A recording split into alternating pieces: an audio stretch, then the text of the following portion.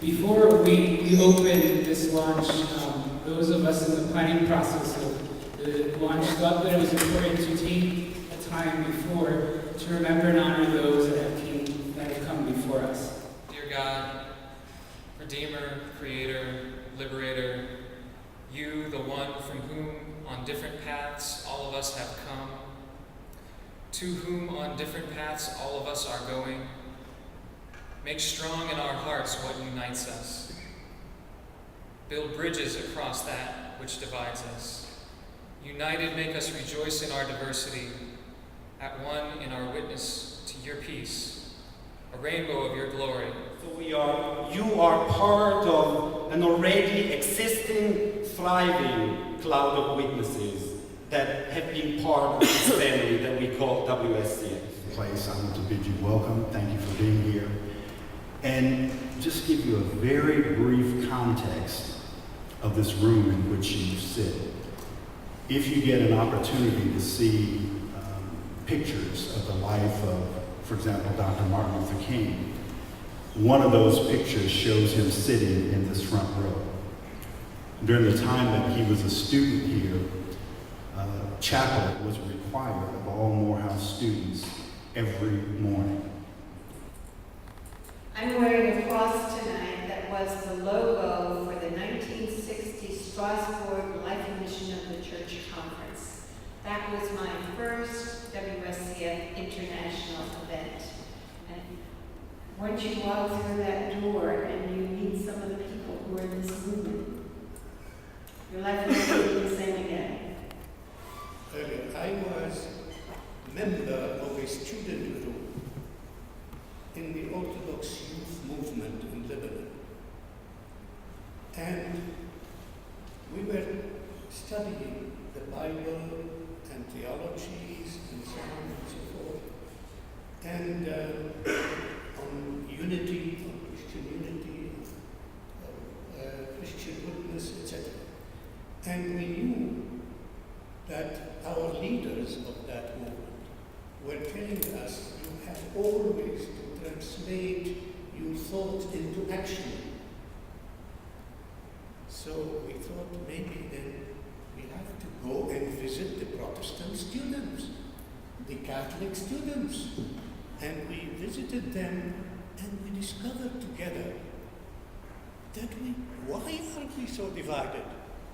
We should be together in the same Jesus Christ. This made me feel really committed to this ecumenical movement. And when the WCC, when the WSCF wanted to have a secretary there, those students and my movement and my church proposed me to that, and I accepted. And I was able to watch what people were doing in different countries. And we happened to have a meeting. When I was 16 years old, I went to a meeting that was not the Austrian Christian Federation, and it didn't belong to the World Council of Churches, and it was kind of very conservative, Ulaje. But at that time, the Mexican students were talking about all the issues of the rights of indigenous peoples, the rights of Mother Earth, and the people from Brazil were talking about the coup d'etats and national security, all issues that now people are talking about. And so I continued to do that work, and when I returned to El Salvador, because Monsignor Romero asked me to join him, to do ministry with him, I became his ecumenical advisor, and the people I worked with were the students from the Student Christian movement. And so from there on, I have continued to work with students in general, but in particular with Student Christian movement.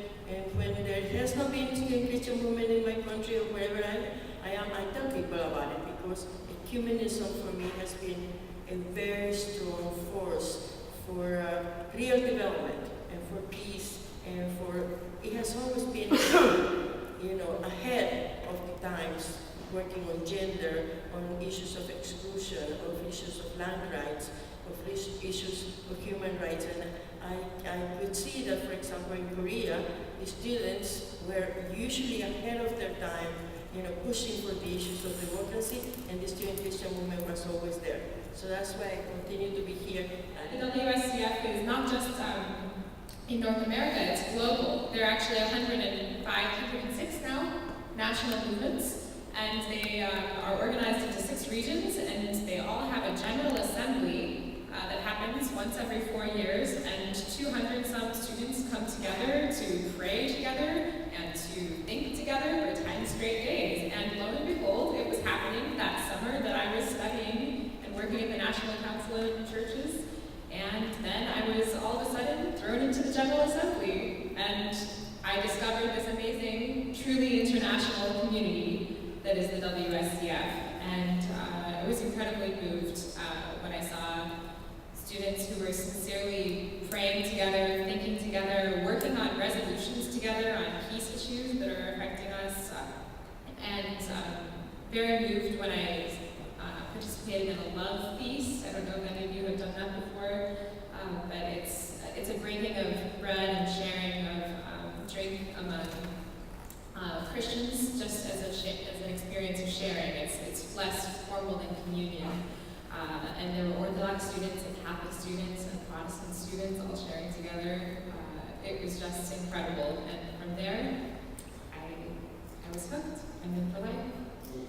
And my job was to raise food and to improve agricultural techniques in India so they could become self-sufficient agriculture. And that was my focus for 3 years, 3.5 years. And it got to the point where in the backyard of my house, the farmer that I was working with had a little patch of flowers in the corner of his wheat field. And I said that he had to rip those flowers out and plant more wheat because he needed the food. And he said, okay, you're right, and he followed my argument. And later I realized I did a terrible thing because the future of India was not based on that one little 10-foot square corner of flowers, and that was the only beauty in the area, and I made him rip it out. And so, to some degree, I've spent the rest of my life paying for that sin and becoming a landscaper and trying to put the flowers back in. One of the things I learned in seminary, taking a course on ethics, was that Paul Lehman makes the point that the role of aesthetics can be to create an image of a future that people want to work ethically toward. So part of the object of peace and justice and sustainability and all those things is to have a world that actually looks kind of good and not just functions in a mechanical kind of way. And so there are 2 roles of the artist in this sense. One is to expose and to show people the things that they don't see on the negative side of life. And to that extent, I did study the Anglo-Conquest of California, which is one of the most brutal 5-year periods of racial and ethnic and religious violence, uncontrolled, because of very little federal input. And I wanted to find out what was really going on in America, how Americans think. And so I studied that for 10 years. But when I got out, I realized I didn't want to study that for the rest of my life and have my life dictated by evil people on the outside and try and fight them. That perhaps my job in life was to try and create something beautiful, which I found difficult to do. It's not easy to create beautiful. It takes a certain kind of creativity and imagination that was difficult for me, but I took that on as my life challenge. So at one level, I did back out of my academic background because it just wasn't where I was going, and there are other lifestyle kinds of issues related to that. So what I've tried to do is live a lifestyle that's compatible with my interests and my desire to see the garden restored, as Mr. Habib has said in Revelation, that the Bible begins with the Garden of Eden and ends with Revelation. So it's the beginning is a story about a garden, and it's the restoration of the garden at the end, and everything else in between is just a way to get there. So I've tried to live that out in my life. Lord, we thank you for letting us come here today at all safely. Thank you for letting us just meet with you and with each other and commune together. Guide the rest of our time here, and may we just